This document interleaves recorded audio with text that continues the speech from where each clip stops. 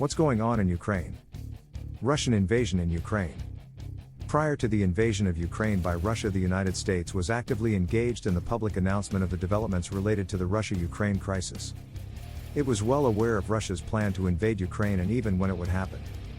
On multiple occasions, US President Biden signaled out that a Russian invasion of Ukraine was imminent and prepared the international community for this upcoming war.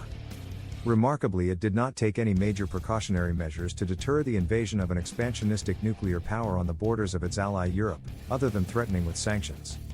In fact, the US prior to the escalation fueled the existing tensions between Europe and Russia by holding a series of large-scale military exercises in Eastern Europe with its NATO partners.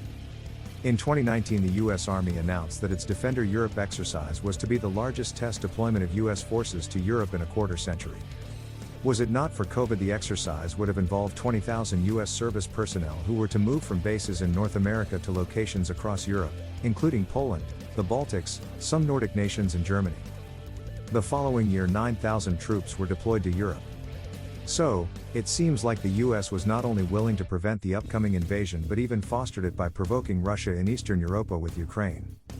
Hence it gave an eye wink of approval to Russia to enter Ukraine. For Russia, the annexation of Ukraine is just a part of a broader plan to restore Russia's significant position on the international stage as it had before. After the collapse of the USSR, former US Secretary of State Madeleine Albright said the following in 2000 about President Putin. He feels sorry for what has happened to his country and is determined to restore its grandeur. Since then, Russia keeps a tight grip on the former Soviet republics. In 2008 it annexed parts of Georgia, and in 2013 it annexed the Crimea, south of Ukraine, and now it is trying to annex the east of Ukraine by force. In order to stop this expansionistic drift, the US confronted Russia with the EU in Ukraine. The speeches of Putin on national television, where he declared his grandiose vision of a great Russia, and his follow-up actions of war preparation and finally invading Ukraine, were eagerly used to create a public opinion against Putin and his ideals. He became the embodiment of a dangerous warmonger, a new Hitler and danger to peace and the free world, which resulted in a long list of heavy sanctions by the US, UK, the EU, Japan, Australia, New Zealand and Taiwan in order to punish Russia and isolate it. As the European Commission President Ursula von der Leyen put it, Russian President Vladimir Putin must and will fail.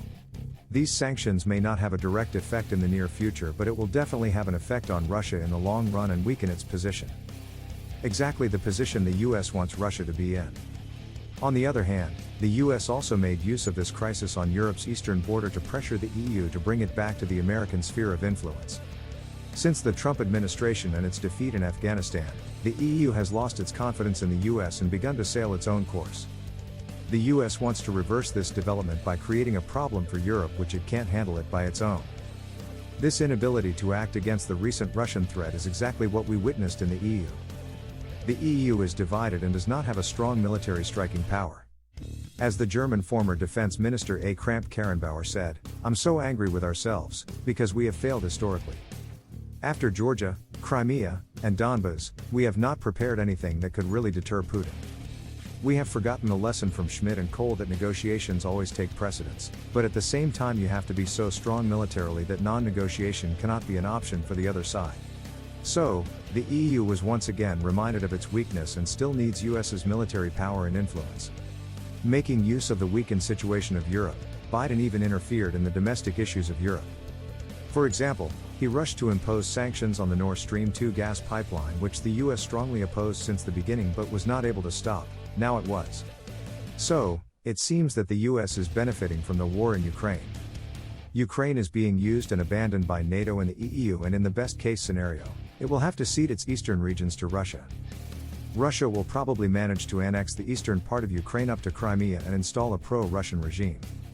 The plan is that Russia will be weakened due to the imposed international sanctions and isolation in the long run, unless the relationship and cooperation between Russia and China improves.